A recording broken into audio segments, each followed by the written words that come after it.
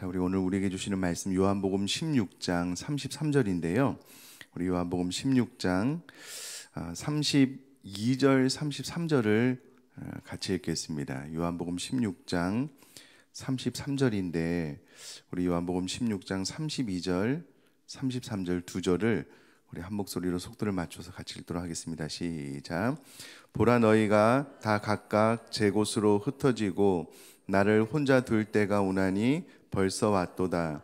그러나 내가 혼자 있는 것이 아니라 아버지께서 나와 함께 계시느니라.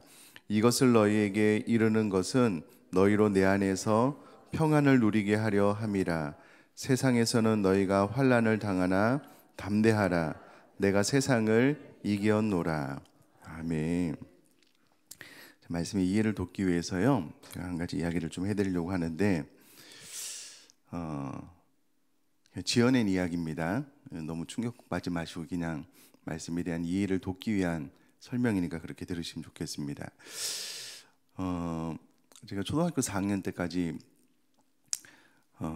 서울에 살았다고 말씀을 드렸는데요. 신림동에 살았어요. 신림 국민학교, 그때 당시는 국민학교죠. 이제 국민학교를 다녔었는데 저에게는 2살 많은 형이 있습니다. 형이 있는데 저보다 한 뼘 정도는 더 커요. 저도 키가 적지 않은데 저희 형은 더 커요. 제가 초등학교 1학년 때 학교에 들어갔는데요, 친구랑 싸움이 붙은 거예요. 제가 어렸을 때부터 키가 좀 컸습니다. 이길 줄 알았는데 얻어 터졌어요. 제가 어렸을 때는요, 암만 싸움을 잘해도 피가 먼저 나면 지는 거였어요. 코피가 나가지고 싸움에 진 거예요. 그런데 제가 다니던 학교에는 저보다 2살이 많은 형이 있는 거예요. 형은 저보다 한 뼘이 더 큰 거예요. 그 형이 와서 문제를 해결해 주겠다. 너와 싸운 친구가 누구냐? 형이 그 친구를 혼내주러 왔는데 더 터졌어요. 쌍코피가 났어요. 그리고 저에게 이렇게 이야기를 하는 거예요. 근수야, 형이 이겼다. 그럼 여러분, 제가 뭐라고 어떻게 반응을 해야 될까요? 자, 사실이 아니라고 말씀을 드렸어요. 예를 드는 거예요. 그런 일 없었어요. 자, 그러면 제가 저희 형한테 뭐라고 말을 해야 될까요? 형, 내 친구한테 얻어 터져서 쌍코피가 났는데 형이 이겼어? 이긴 게 맞나? 아마 이렇게 반응을 할 것 같아요. 근데 여러분, 오늘 본문이 그와 같습니다. 그와 같아요. 자, 우선 여러분 32절 말씀을 보면은요, 예수님께서 제자들에게 보라, 너희가 다 각각 제 곳으로 흩어지고 나를 혼자 둘 때가 오는데 벌써 왔다. 이미 이제 미래에 일어날 일을 현재 일어날 일처럼 이미 왔다라고 이야기를 하는 거예요. 여러분, 저를 한번 봐주시면은 이때는 제자들이 그렇게 호언장담했던 내가 예수님을 끝까지 지키겠습니다 라고 말했던 바로 그때, 예수님 편으로 보면 이제 잡혀서 십자가에 달려 죽으실 바로 그때를 의미합니다. 이제 뭐 로마 병정이나 세상 사람들이 보면 온 인류를 뭐 구원하고 뭐 이게 뭐 그렇게 오셨다는 예수님이요, 이 잡혀서 두드려 맞고 십자가에서 죽는 바로 그때예요. 제자들은 내가 예수님 죽는 곳까지 내가 따라가겠습니다라고 했는데 다 예수님 버리고 도망갈 바로 그때거든요. 그러니까 뭐 로마 병정이 보기에, 세상 사람들이 보기에 이게 뭐 바보 친구들도 아니고 너무 우스운 거예요. 뭐 세상에 뭐 구원자, 하나님의 아들, 신의 아들이 지금 이제 잡혀서 얻어 터져서 이제 죽는 그 장면인 거예요. 제자들 다 도망가고 바로 그때입니다. 그런데 예수님 편에서 봤을 때는 이제 모든 인류의 죄를 해결할 수 있는 구속의 바로 그때이죠. 그러나 인간적인 모습으로 봤을 때는 그냥 너무나도 무기력하게 잡혀서 두드려 맞고 죽는 바로 그때입니다. 그런데 바로 그때 너희들은 나를 다 버리고 떠나겠지만 나는 혼자 있는 것이 아니다. 혼자 이 십자가를 지는 것이 아니다. 그러면서 32절에 아버지께서 나와 함께 계시는 것이다. 그러므로 내가 이 구속 사역을 완벽하게 이룰 것이다. 이런 설명인 거예요. 그리고 난 이후에 예수님께서 33절에 이것을 너에게 미리 말해주는 이유가 있다. 그 이유는 너희로 내 안에서 평안을 누리게 하기 위함이다 라고 예수님께서 설명을 하셔요. 그리고 난 이후에 세상에서는 너희가 환난을 당하나 담대하라, 내가 세상을 이겼다 라고 이야기를 하십니다. 자, 이런 이야기죠. 예수님께서 이제 그 십자가에 달려 죽으셔요. 처절하게.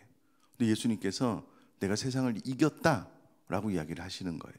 근데 이제 이 이김은 예수님의 부활을 통해서 죄와 사망의 권세를 완벽하게 이기심으로 보여주셔서 앞서 제가 예를 들었던 저의 형 이야기와는 좀 다르죠.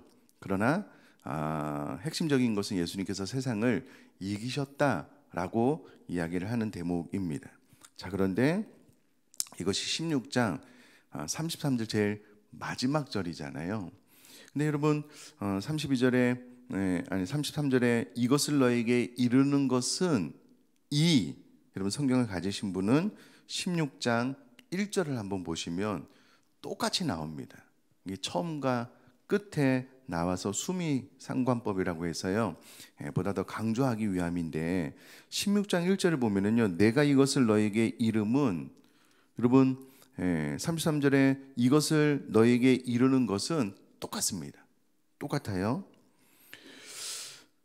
왜 이렇게 먼저 이야기를 해 주냐면 16장 1절에 보니까 너희로 실족하지 않게 하려 함이다. 실족, 발을 헛디뎌서 떨어져 낙심하고 좌절하지 않기 위하여 내가 미리 너에게 이야기를 해준다. 근데 내가 이것을 너에게 이름은 이라는 말이요, 앞에 15장의 포도나무 비유를 통해서 너희가 내 안에 거해야 된다, 내가 이것을 너에게 이른다 라는 의미도 있겠지만 2절 말씀 이후에 나와 있는 것을 먼저 이른다라는 그런 의미도 있는데요.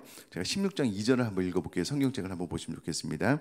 사람들이 너희를 출교할 뿐 아니라 때가 이르면 물은 너희를 죽이는 자가 생각하기를 이것이 하나님을 섬기는 일이라 하리라.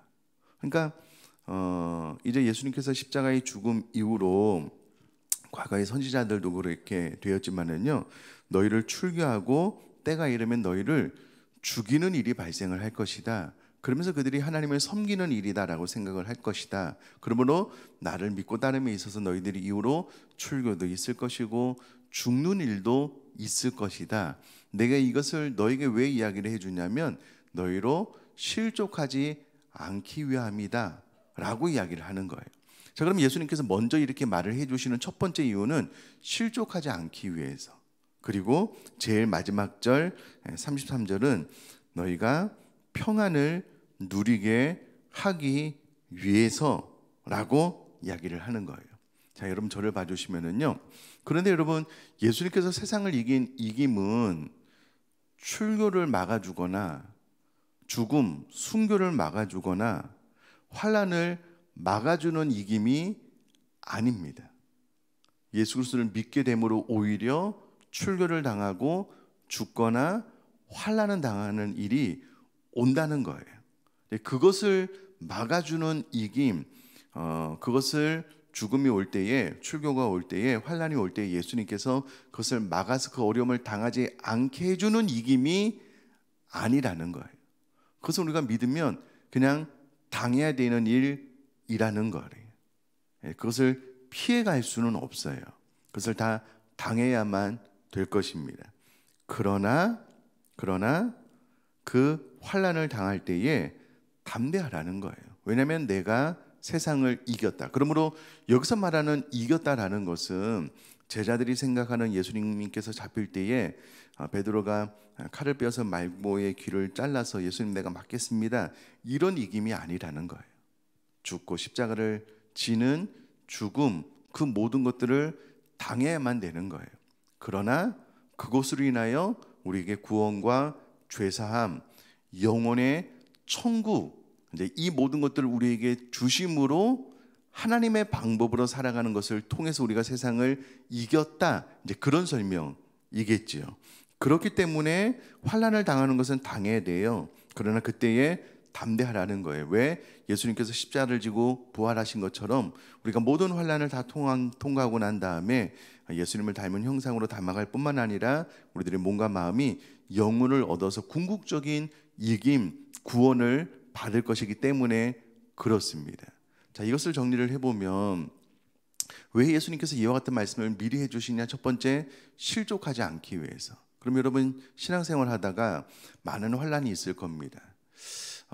죽는 일도 있을 거예요. 우리랑 가장 가까운 나라 북한은 예수 그리스도를 믿는 일 때문에 순교하는 일이 지금도 버젓이 일어나고 있거든요. 말세가 되면 그런 일이 우리에게 일어날 것이라고 생각을 합니다. 그러나 그때에 여러분 실족하지 말라는 거예요. 담대하라는 거예요.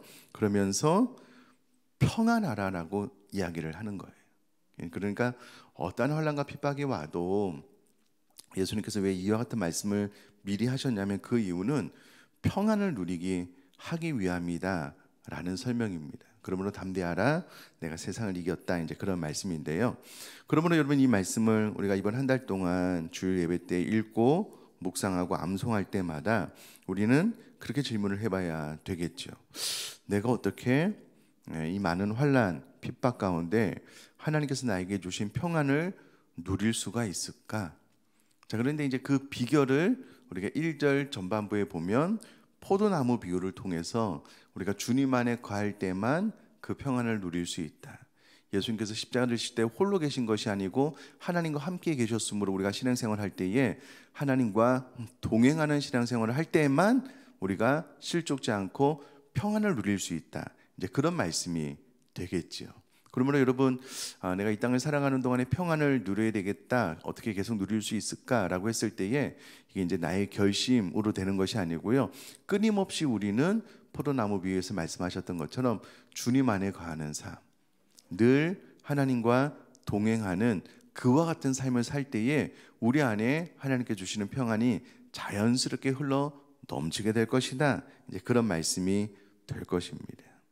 자, 그러면 여러분 한번 생각을 해보시면 좋을 것 같아요. 이 세상에 얼마나 많은 일들이 있습니까? 우리들의 삶 가운데 전혀 뜻하지 않는, 생각하지 않은 일들이 우리들의 삶 가운데 계속해서 막 일어나고 있잖아요. 그 모든 순간 안에 우리가 이 말씀을 암송할 때마다 하나님, 내가 실족하지 않게 해주십시오. 발을 헛디뎌서 떨어져서 낙심하거나 좌절하거나 내 삶이 너무 힘들어서 내 삶을 포기해버린다거나 이런 실족이 일어나지 않게 해주십시오. 뿐만이 아니라 세상에 알지도 이해할 수도 없는 평안이 나에게 임하게 해주십시오. 이것이 가능케 되기 위해서 내가 늘 주님 안에 거하는 신앙생활을 하게 해주십시오. 그럼 이렇게 기도할 때에 실족하지도 않고 평안이 임하고 강하고 담대한 마음이 우리 가운데 생겨날 것을 믿습니다. 자, 이제 이 부분을 가지고 우리가 늘 이 말씀을 읽고 묵상하면서 담대하게 세상을 이긴 이김으로 승리하는 저와 여러분 되었으면 좋겠는데요. 자, 중요한 것은 이 평안을 이제 그 33절 말씀에 보면 내 안에서 평안을 누리게 하기 위함이다라고 되어 있는데, 제가 이것을 원어로 보니까는요, 계속해서 소유하다라는 뜻을 가지고 있습니다. 그러니까 누린다라는 말은요, 이 평안이 내 안에서 계속해서 평안이 소유되는 거예요. 다시요, 계속해서 평안이 소유되는 것을 누린다라고 이 성경이 표현을 하고 있죠. 자, 그렇다면 또 이런 질문이 중요하겠죠. 내가 신앙생활 하는 동안에 이 평안이 계속해서 나의 것으로 소유되고 있는가? 이렇게 질문을 해보면은요, 의외로 그렇지 않을 때가 많습니다. 큰 그림 안에서 예수님께서 세상을 이기셨다, 내가 강하고 담대해야 된다, 평안을 내가 누려야 된다, 이게 다 이제 말씀을 배웠잖아요. 근데 제일 마지막에 핵심적인 질문 하나는 이것이 계속해서 나의 것으로 소유되어야 된다, 이것이 누림인데 이것이 있어야 된다. 근데 이제 돌이켜 생각을 해보면은요, 의외로 이 평안을 잃어버릴 때가 너무 많아요. 우리들의 삶 가운데 어떤 일이 딱 발생하면 평안은 오간 데가 없어요. 고민하다가 하나님 앞에 꿇어 엎드려 기도하면 또 위로부터 또 평안이 부어져서 그것을 또 이렇게 누리게 되는, 그러니까 이제 뭔가 이렇게 뚝뚝 끊어지는 그런 느낌이 있을 때가 많았는데, 오늘 이 말씀을 통해서 여기서 누린다라는 말은 계속해서 소유한다라는 말이므로 내 안에 이 평안이 이렇게 뚝뚝 끊어지지 않고 계속해서 소유되어질 수 있는 그런 은혜가 임하는 이번 한 달 또 나의 평생이 되었으면 좋겠다라고 생각을 하시면서 신앙생활 할 수 있는 저와 여러분 될 수 있기를 주님의 이름으로 축복합니다.